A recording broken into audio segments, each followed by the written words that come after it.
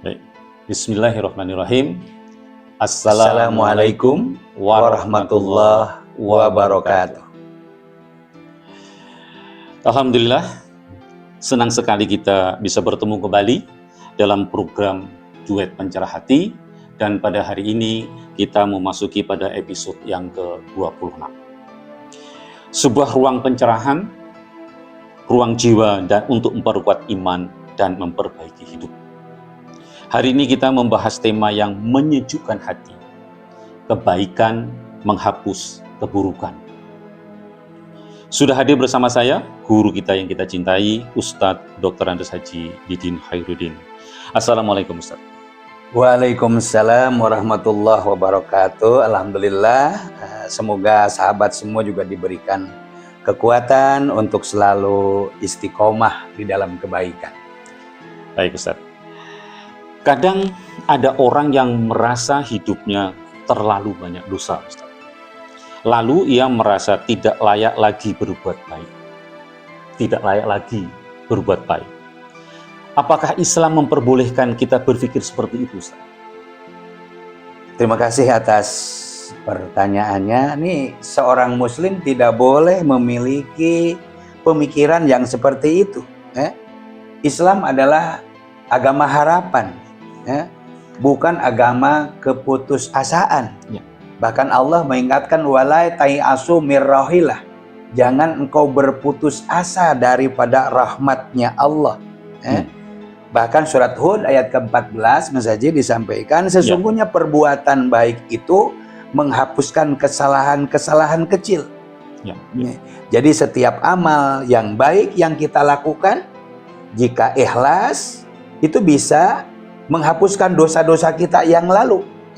Bahkan hadis Rasulullah Shallallahu Alaihi Wasallam disampaikan, ittaqillah haitsuma kunta wa atbi'is sayyi'atal hasanata tamhuha wa khaliqin nasa bihulukin hasanin.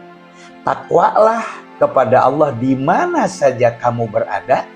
Sesungguhnya kebaikan itu, ikutilah kejelekan itu dengan kebaikan yang insya Allah akan menghapuskannya. Dan bergaulah dengan manusia dengan akhlak yang baik. Apakah itu hadis yang memperkuat itu, Ustadz? Atau tentang bagaimana kebaikan bisa menjadi menghapus keburukan? Nah, ini kembali kita kuatkan bahwa hadis ini diriwayatkan oleh Imam Tirmizi dan hasannya sahih, di mana apabila kita melakukan kebaikan itu dengan automatically Allah Subhanahu wa Ta'ala memberikan rahman rahimnya secara langsung. Makanya wa'at bi'is sayyatal hasanata tamhuha, ikuti perbuatan jelek itu dengan perbuatan baik. Kalau kita berbuat buruk gitu Ustaz ya. Kita berbuat buruk, misalnya berbohong atau zolim, maka ikuti saja. Boleh mungkin dengan membaca Al-Quran, boleh mungkin dengan tahajud, boleh mungkin dengan berbuat baik pada orang tua. Kalau berderma, berinfak dan sedekah, itu sangatlah baik. Karena memang luar biasa ini keterangan dari baginda Rasulullah SAW. Masya Allah, kalau kita mungkin pernah salah, jangan berhenti di rasa bersalah itu, tapi berlarilah kepada kebaikan. Bukan melarikan diri. Bukan melarikan diri. Baik. Kebaikan seperti apa yang bisa menghapus dosa itu, Ustaz? Apakah harus amalan besar atau yang seperti apa? Subhanallah. Tidak harus besar, Mas Haji.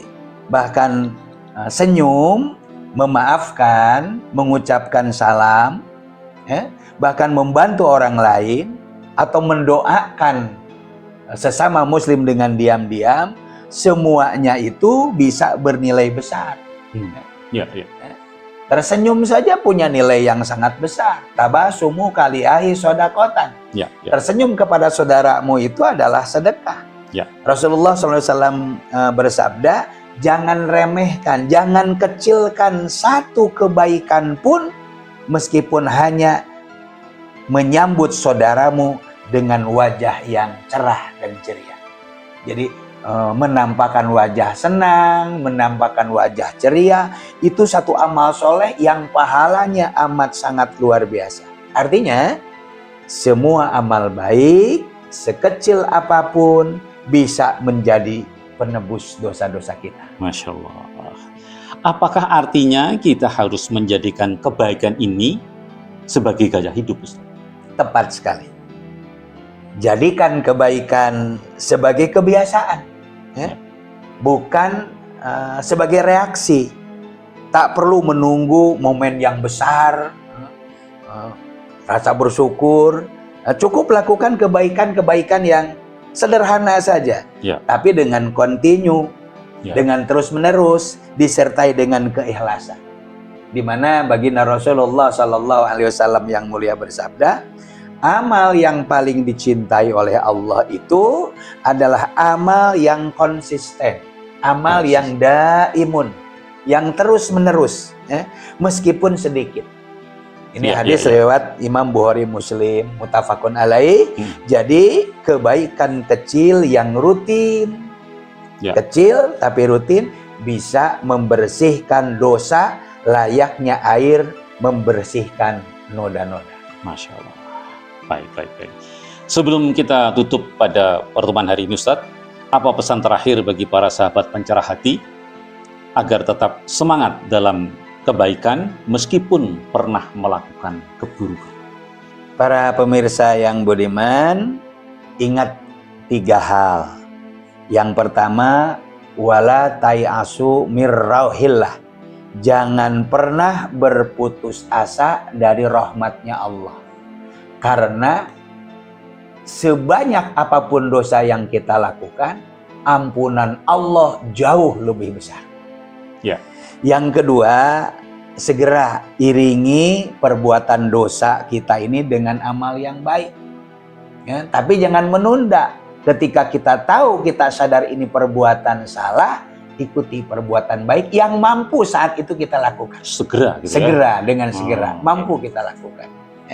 Misalnya, tatkala berbuat salah, ingat ini dosa, astagfirullahaladzim. Jadi spontanitas langsung. Karena apa? Tidak ada dosa kecuali terhapuskan dengan istighfar.